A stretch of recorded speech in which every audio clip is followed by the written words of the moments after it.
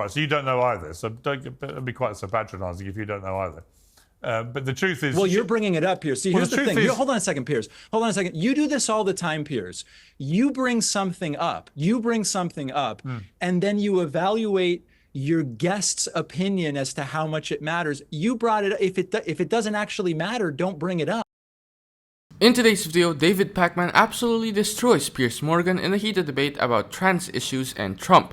Piers tried running the usual right-wing playbook, asking leading questions, invoking fairness in sports, and pushing outrage over edge case examples. But Pakman wasn't having it. David brilliantly pointed out the massive double standard in Piers' arguments. So let's dive in and watch how David Pakman shuts down Piers Morgan in this heated debate.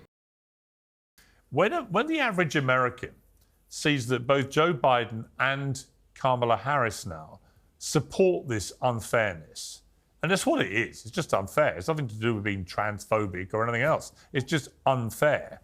And when it's supported by a report like that from the UN, that's one of her problems too, is that people think they're supporting the indefensible. They lack basic common sense. What do you say to that?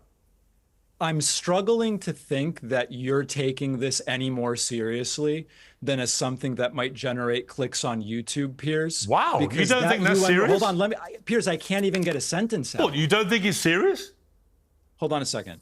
The vast majority of those instances in the UN report are outside the United States and have nothing to do with the president or vice president of the United States at its face. And secondly, I would challenge you to tell me the quotes that Biden or Harris have put forward wherein they have weighed in on how sports leagues should be handling these decisions. But 92% of that study is not even in the US. So I don't even know why you're bringing this up other than what's that got to do with the principle of the principle? I'm sorry? What's that got to do with the principle? Well, the principle is you're saying Kamala Harris and Biden have come out in support of this. They do. They support policies which actively protect. They support policies that protect transgender athletes performing in women's sport. And I think that is madness. You're saying, well, because most of these things in this UN report were outside of America, it doesn't matter. It does matter. What I'm saying, it's a completely contrived issue that almost no one cares about in every single opinion poll. Wow. You see, I think that's incredibly deluded. People do care about it. They care about the integrity of women's sport. It just doesn't show up in any opinion poll as a primary issue. Not top 10, not top 20. Out of interest, do you think... They care about it, but it doesn't show up in a single poll. What's your view? Do you think it's fair? I think that it depends on the sport, and I think we need to talk about this for probably 90 minutes to really have a productive conversation. Now, Piers rolled out the usual culture war outrage over trans athletes, framing it as just common sense and claiming Biden and Harris are somehow supporting the unfairness. But David Pakman came prepared and didn't let that noise slide. He pointed out the obvious, that the UN report Piers was referring is largely based on international cases, not the US, and has little bearing on what Biden or Harris have actually said. Pakman asked the key question: where exactly have they even weighed in on the rules of sports leagues? Crickets. What made Pakman's argument so effective was how he exposed the broader issue. This debate is being hyped up as a top-tier political crisis when, according to virtually every major poll, trans athletes don't even crack the top 10 of voter concerns. Americans care about healthcare, jobs, housing, inflation, not what's happening in a handful of athletic competitions. Plus, Pakman was right to push for nuance.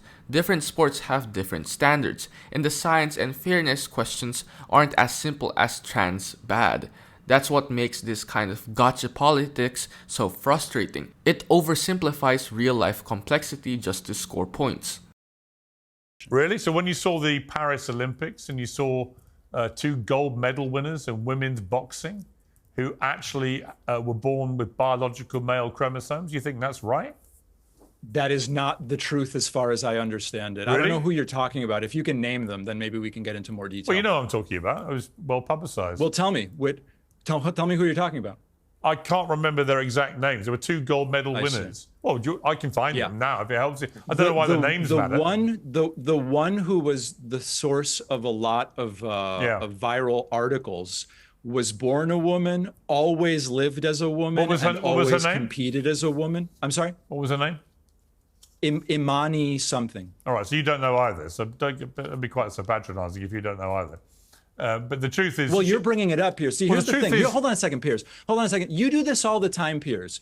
You bring something up. And then you evaluate your guest's opinion as to how much it matters. You brought it up. If it doesn't actually matter, don't bring it up. No, just to be clear, you were haranguing me for not remembering the name. I said the name's irrelevant. What's relevant is whether the gold medal winners have biological male chromosomes when they're getting into My a understanding boxing ring is they do not. and punching women in the face so hard that one of the women competitors, a female, quit after 45 seconds. Yes, because she'd never been hit that hard. There is nothing to the story that the boxer that prevailed was ever a man. Wow. Just nothing. And yet you know that there's no evidence of it. It was a viral right-wing story based on nothing. Hang on, you know that boxer was banned from the World Championships precisely because there is evidence. You know that, right? Yes. Do you know the details of that, Piers? Do you know? Tell the full story. Go ahead, tell the full story. That boxer was banned, along with the other one, from the World Championships because it has been reported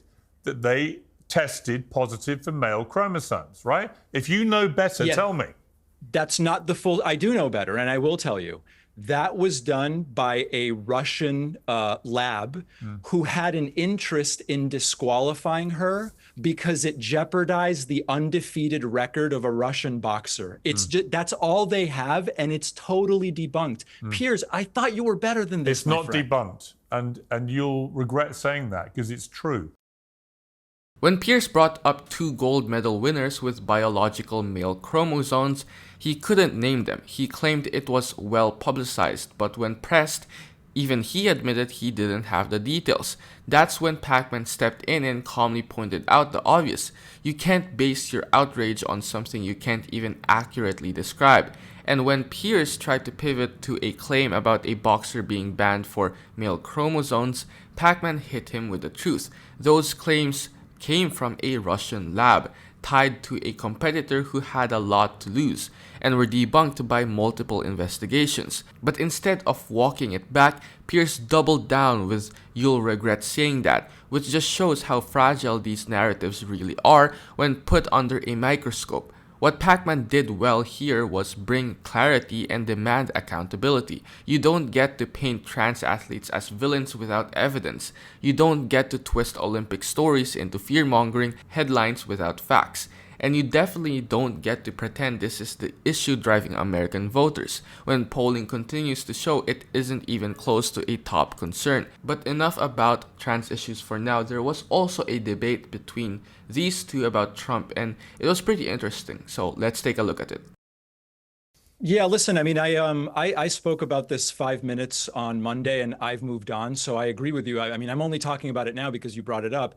I don't think it was as brilliant as maybe you're suggesting. You know, they closed down a store and hurt that store financially on that day in terms of sales. And Trump, at the end of the day, saw it as something to help him. If he had gone there, well, hold on a second. I'm one sentence in. If he had gone there and said, I put on the apron, I did the fry-o-later, and now I recognize that a $7.25 minimum wage, which has been the same almost 20 years, isn't going to cut it. That would have been really interesting and shown he cares about someone other than himself. Instead, it was about rehearsed drive-through and wearing the apron and see, pretending David, here's to know the what's problem. going I'm going to jump on. in. And it's Kamala Harris who said, I support a $15 an hour minimum David, wage. are you familiar with the phrase clutching at straws? I hope that I'm sorry, you glitched. What's the phrase? Does the phrase clutching at straws cross the pond in a way that you understand? Piers, you brought this topic up. I'm what I'm clutching saying at nothing is, other than you saying the your only lead. way it could work would be if Trump banged on about the minimum wage. You're missing the point. I mean, let me bring in, I'll bring back Kevin here because you're a business guy, you're an entrepreneur. Just as a pure bit of political theatre, I thought he was genius. Utter genius. Honestly, I did. I mean, most of this material is seen in 15, 30, 45-second visual bites. And I think for him, it worked. I mean, yeah, people are talking about the fact that Secret Service had to check out the people in the car that took the bag. But I don't think the majority of people that watch that on TikTok or Instagram give a damn. And I think these things are viral for about 30 hours. My team monitors all this stuff because we're involved in the same kind of social media for many companies. And it really worked. It got a tremendous amount of views. And so it's already burned off and we're on to the next thing. But Trump has become masterful at mastering the art of holding on to viral videos for longer than almost anybody else. And some of the things he says are outrageous, and people have known him now for close to 9 years. And if you hate him, you hate him. It just doesn't matter at this point. Now, Piers and Kevin tried to spin Trump's fast food stunt as some kind of genius political move. Like cosplay at a friolator counts as policy. Pakman wasn't having it though. He cut right through the nonsense. If Trump really cared about workers, he'd back a raise to the 7.25 federal minimum wage that's been stagnant for nearly 2 decades. But of course, Trump didn't say anything of substance. He played dress up, posed for TikToks, and then left. No policy, no change, no concern for working people. That's not leadership, it's branding. Then as the conversation shifted into broader culture politics, including trans rights, Pakman stayed consistent. He pointed out how trans athletes are being used as a scapegoat to distract from the real economic concerns that politicians should be addressing, like wages, healthcare, and education. It's a classic bait and switch. Rile up the base over who's playing sports while doing nothing to materially help them. In the end, Pakman once again showed why facts, clarity, and actual concern for people's lives matter more than viral moments and political theater. Because while the right stays obsessed with culture wars, it's voices like Pakman's that keep pointing back to what really counts, helping people live better, fairer lives. Pause. Are you getting tired of getting half the story from biased news sources? One outlet says one thing and another says the complete opposite. How are you supposed to know what's actually true? That's where ground news comes in. It lets you compare how different media outlets, left, right, and center are covering the same story. So you can see the full picture instead of just the echo chamber. And here's the best part. Click the link in the description and get 40% off the Vantage tier, which gives you even deeper insights into media bias and political trends. Stay informed, think for yourself, and check out ground news in the description down below.